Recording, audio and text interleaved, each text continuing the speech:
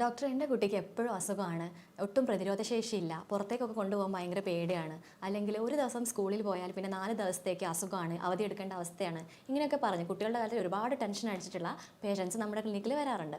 നിങ്ങളിതുപോലെ കുട്ടികളുടെ കാര്യത്തിൽ ഭയങ്കര കൺസേണിംഗ് ആയിട്ടുള്ള ഒരു പാരൻ്റ് ആണോ? അങ്ങനെയാണെങ്കിൽ ഈ വീഡിയോ മുഴുവനായിട്ട് കാണുക, തീർച്ചയായിട്ടും ഇത് ഉപകാരപ്പെടും. ഹലോ, ഞാൻ doctor Jaseera, doctor Hisham's health care, Calicut. കുട്ടിയുടെ വളർച്ചയുടെ ഒരു പ്രധാന ഭാഗം എന്ന് പറയുന്നത് ഈ പനി, ജലദോഷം, ചുമ, കഫക്കെട്ട് പോലെയുള്ള അസുഖങ്ങൾ നിറഞ്ഞിട്ടുള്ളത് ഒന്നായിരിക്കും അല്ലേ? അപ്പം ഒരു പരിധി വരെ ഇങ്ങനെയുള്ള ലക്ഷണങ്ങൾ, അതായത് അടിക്കടി പനി വരുന്നത്, രാവിലെ എഴുന്നേൽക്കുമ്പോഴോ കിടക്കുമ്പോഴോ ഉള്ള ചുമ, എപ്പോഴും മൂക്കുന്നൊലിക്കുന്ന ഒരവസ്ഥ, യാത്ര ചെയ്യുമ്പോഴേക്ക് അസുഖം, പനിയൊക്കെ വരുന്ന ഒരു കണ്ടീഷൻസ്, ഒരു പരിധി വരെയുള്ള ഇങ്ങനെയുള്ള ലക്ഷണങ്ങളൊക്കെ സാധാരണമായിട്ട് കണക്കാക്കേണ്ട ഒരു കാര്യമാണ്. അപ്പോഴേക്ക് നമ്മൾ കുഞ്ഞിനെ കൊണ്ടുപോയിട്ട് ഒരു ആൻറ്റിബയോട്ടിക് വാങ്ങിച്ച് കഴിപ്പിക്കേണ്ട ഒരു കാര്യമില്ല. കാരണം എന്താണെന്ന് വെച്ചാൽ, ഈ ഒരു അവസ്ഥ എന്ന് പറയുന്നത് കുട്ടികളുടെ ഇമ്മ്യൂണിറ്റി ഡെവലപ്മെൻറ്റ് പീരീഡാണ്. അതായത് അവരുടെ ശരീരത്തിലുള്ള രോഗപ്രതിരോധ ശേഷി മെച്ചുറായിക്കൊണ്ടിരിക്കുന്നതിൻ്റെ ഒരു റിസൾട്ടായിട്ടാണ് ഇങ്ങനെയുള്ള ലക്ഷണങ്ങൾ കുട്ടികളിൽ അടിക്കടി വന്നുകൊണ്ടിരിക്കുന്നത്. അപ്പം പുറത്തുള്ള ഒരു ഇൻഫെക്ഷൻ അല്ലെങ്കിൽ ഒരു ഫോറിൻ ബോഡി അവരുടെ ശരീരത്തിലേക്ക് വരുമ്പം, അതായത് ശ്വാസം എടുക്കുമ്പോഴോ അല്ലെങ്കിൽ ഭക്ഷണം കഴിക്കുമ്പോഴോ എങ്ങനെയെങ്കിലും അവരുടെ ശരീരത്തിലേക്ക് കയറുമ്പം അതിനെതിരെ റിയാക്ട് ചെയ്യുന്നത് കൊണ്ടാണ് ഇങ്ങനെയുള്ള ലക്ഷണങ്ങൾ കുട്ടികളിൽ കാണിക്കുന്നത്. കൂടുതലായിട്ടും സ്കൂൾ പീരീഡ് സ്റ്റാർട്ട് ചെയ്യുന്ന സമയത്ത് അല്ലെങ്കിൽ ഡേ കെയർ സ്റ്റാർട്ട് ചെയ്യുന്ന സമയത്ത് ഒക്കെയാണ്, കൂടുതലായിട്ട് സോഷ്യലൈസ് ചെയ്യാൻ തുടങ്ങുമ്പോഴാണ് കുട്ടികളിൽ ഇങ്ങനെയുള്ള അസുഖങ്ങളൊക്കെ അടിക്കടിയായിട്ട് നമ്മൾ കാണുന്നത്. അപ്പോൾ ഇത് കൂടുതലായിട്ടും പാരൻസിനെ വളരെയധികം കൺസേൺ ചെയ്യുന്ന ഒരു കാര്യമാണ്. അപ്പം സ്വാഭാവികമായിട്ടും അവർക്ക് ടെൻഷൻ ഉണ്ടാവാം അപ്പോഴേക്കും ഒരു അസുഖം വരുമ്പോഴേക്ക്. കാരണം ഒന്നാമത് സ്കൂൾ മിസ്സാവാൻ പാടില്ല, അല്ലെങ്കിൽ എന്തെങ്കിലും ഫംഗ്ഷൻസ് അറ്റൻഡ് ചെയ്യാൻ നിർബന്ധമുള്ള ഫംഗ്ഷൻസ് ഉണ്ടാവും. അപ്പോൾ അങ്ങനെയൊക്കെ ആകുമ്പോൾ കുട്ടികളുടെ പാരൻസ് ഭയങ്കരമായിട്ട് ടെൻഷനായിട്ട് കുട്ടിയെ എത്രയും പെട്ടെന്ന് ഒരു ഡോക്ടറെ കാണിച്ച് മരുന്നുകളൊക്കെ കൊടുക്കുന്ന ഒരു അവസ്ഥയാണ് നമ്മൾ കാണുന്നത്.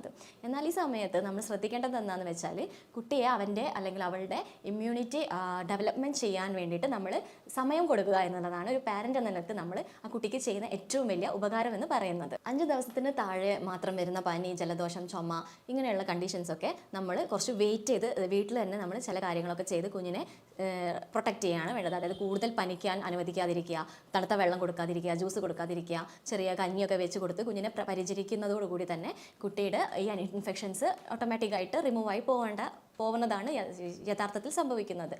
പിന്നെ അതോടൊപ്പം കുഞ്ഞിലെ വരുന്ന വൈറൽ ഇൻഫെക്ഷൻസ്, ഫംഗൽ ഇൻഫെക്ഷൻസ്, അതുപോലെ ബാക്ടീരിയൽ ഇൻഫെക്ഷൻസ് ഒക്കെ റിക്കറൻ്റ് ആയിട്ട് വരുമ്പം കുഞ്ഞിൻ്റെ ബോഡിയിൽ ഇതിനെതിരെയുള്ള ഒരു ഇമ്മ്യൂണിറ്റി മെക്കാനിസം ഡെവലപ്പ് ആവുകയും, അതങ്ങനെ റിക്കറൻ്റ് ആയിട്ട് വരുമ്പം ഈ ഒരു ഡാറ്റാ ബേസ് അവിടെ സ്ട്രോങ് ആയിട്ട് ഡെവലപ്പ് ആവുകയാണ് ചെയ്യുന്നത്. അപ്പം ഇതിന് വേണ്ടിയിട്ടുള്ള ഒരു സമയം കൊടുക്കുകയാണ് പ്രധാനമായിട്ടും പാരൻസ് ചെയ്യേണ്ടത്.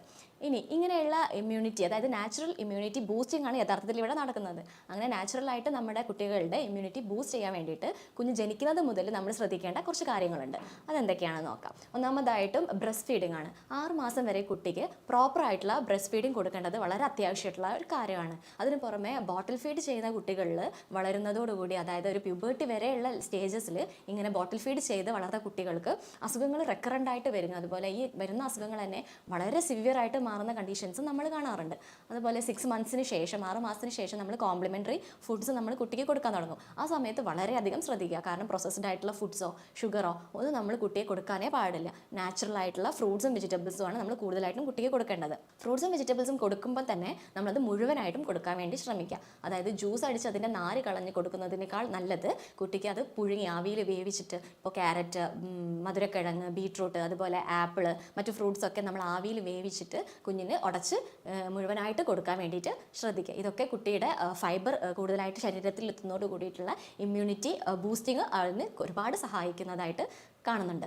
അതുപോലെ തന്നെ ഷുഗർ ഒഴിവാക്കണം എന്ന് പറഞ്ഞതുപോലെ തന്നെ ബേക്കറി ഐറ്റംസ് കുഞ്ഞുങ്ങൾക്ക് ഒരു കാരണവശാലും കൊടുക്കാതിരിക്കുക. ഒരു വയസ്സ് വരെയുള്ള കുട്ടികൾക്ക് ഒരു കാരണവശാലും നമ്മൾ ബേക്കറി ഐറ്റംസോ പൊരിച്ച പലഹാരങ്ങളോ അതുപോലെയുള്ള ഭക്ഷണങ്ങളൊക്കെ നിർബന്ധമായിട്ടും ഒഴിവാക്കുക. ഇനി ഇങ്ങനെ അടിക്കടി പനി വരുന്ന കുട്ടികളിൽ എപ്പോഴാണ് നമ്മൾ കൂടുതൽ ശ്രദ്ധിക്കേണ്ടത് എന്ന് നോക്കാം. അതായത് കുട്ടിക്ക് പനിയോടൊപ്പം തന്നെ ചെവിയിൽ നിന്ന് പഴുപ്പൊലിക്കുക, അതായത് 2-3 തവണയായിട്ട് റിക്കറൻ്റ് ആയിട്ട് പഴുപ്പൊലിക്കുന്ന ഒരവസ്ഥ ഉണ്ടാവുക.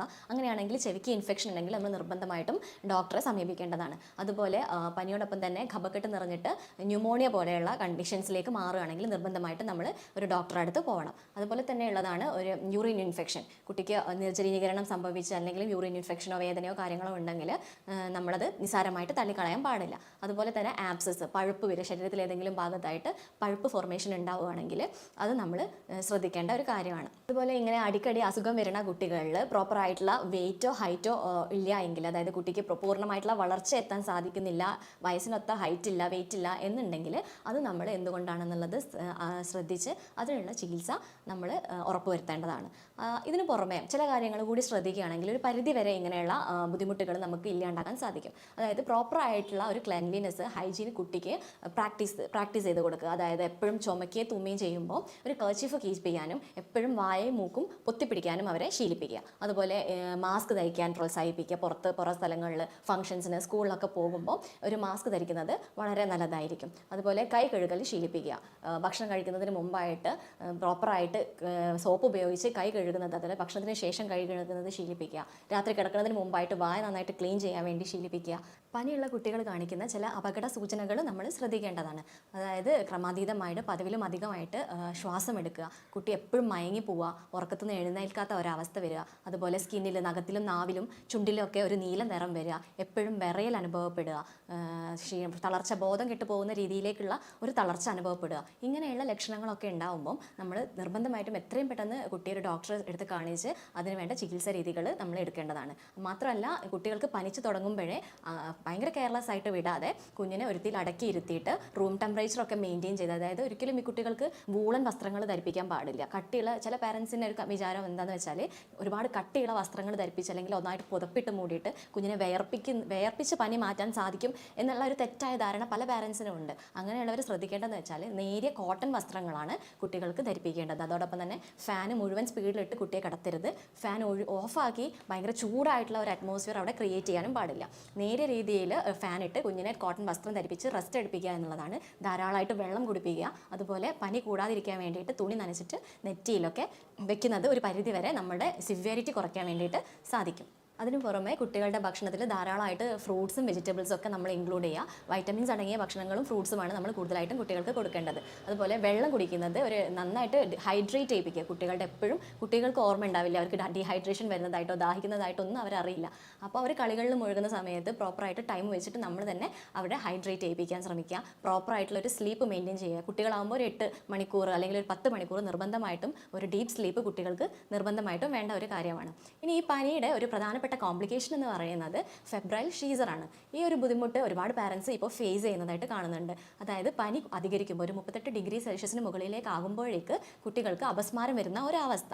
ഇത് ഒരു 6 മാസം മുതൽ, ചില കുട്ടികൾക്ക് 4 മാസം മുതൽ ഒരു 6 വയസ്സ് വരെ ഉള്ള ഗ്യാപ്പിൽ ഈ ഫെബ്രൈൽ ഷീസർ റിക്കറൻ്റ് ആയിട്ട് വന്നുകൊണ്ടിരിക്കുന്നത് കാണുന്നുണ്ട്. അപ്പോൾ ഡോക്ടേഴ്സ് പൊതുവെ പറയുന്നത് എന്താണെന്ന് വെച്ചാൽ, വൺസ് ഈ ഫിക്സ് വന്നു കഴിഞ്ഞാൽ അങ്ങനെയുള്ള കുട്ടികൾക്ക് ഇനി എപ്പം പനി വരുവാണെങ്കിലും, അതായത് ഒരു ഹൈ ടെമ്പറേച്ചറിലേക്ക് പോകുമ്പോഴേക്ക് ഫിക്സ് വരാനുള്ള സാധ്യത കൂടുതലായിട്ടുണ്ട്. അതിന് വേണ്ടിയിട്ട് ടാബ്ലറ്റ്സ് കീപ്പ് ചെയ്യണം എന്നുള്ളതാണ് പൊതുവേ ഡോക്ടേഴ്സ് സജസ്റ്റ് ചെയ്യുന്ന ഒരു കാര്യം. എന്നാൽ ഈ ഒരു ഫെബ്രൈൽ ഷീസർ എന്ന് പറയുന്ന ബുദ്ധിമുട്ടിന് ഭയങ്കര പാനിക്കായിട്ട്, പാരൻസിനെ ഭയങ്കര പാനിക്കായിട്ടുള്ള ഒരു കണ്ടീഷനാണിത്. അപ്പോൾ ഇങ്ങനെയുള്ള ഒരു കണ്ടീഷന് നമുക്ക് ഹോമിയോപ്പതി ചികിത്സയിലൂടെ ഇത് പൂർണ്ണമായിട്ടും ഭേദമാക്കിയെടുക്കാൻ പറ്റുന്ന ഒന്നാണ്. അപ്പം ഒരു 6 മാസത്തെ കോഴ്സ് കൊണ്ട് തന്നെ ഈ പനിച്ചാലും അപസ്മാരം വരാത്ത രീതിയിലേക്ക് കുഞ്ഞിനെ നമുക്ക് ഇമ്മ്യൂണിറ്റി ഡെവലപ്മെൻറ്റ് ചെയ്തെടുക്കാൻ പറ്റുന്ന ഒരു കാര്യമാണ്. അപ്പം ഇങ്ങനെയുള്ള ഈ ഇൻഫർമേഷൻസ് ഒരുപാട് കുട്ടികളുടെ അസുഖങ്ങൾ വരുന്ന കുട്ടികളുടെ പാരൻസിന് അല്ലെങ്കിൽ ഫാമിലിയിലേക്ക് ഷെയർ ചെയ്യുക. ഒരുപാട് പാരൻസിന് ഉപകാരപ്പെടുന്ന ഒരു വീഡിയോ ആണ്. അപ്പം എന്തെങ്കിലും സംശയങ്ങളുണ്ടെങ്കിൽ താഴെ കാണുന്ന നമ്പറിൽ കോൺടാക്റ്റ് ചെയ്യാവുന്നതാണ്. അപ്പം അടുത്ത ഒരു ഹെൽത്ത് ടിപ്പുമായിട്ട് കാണാം. Thank you.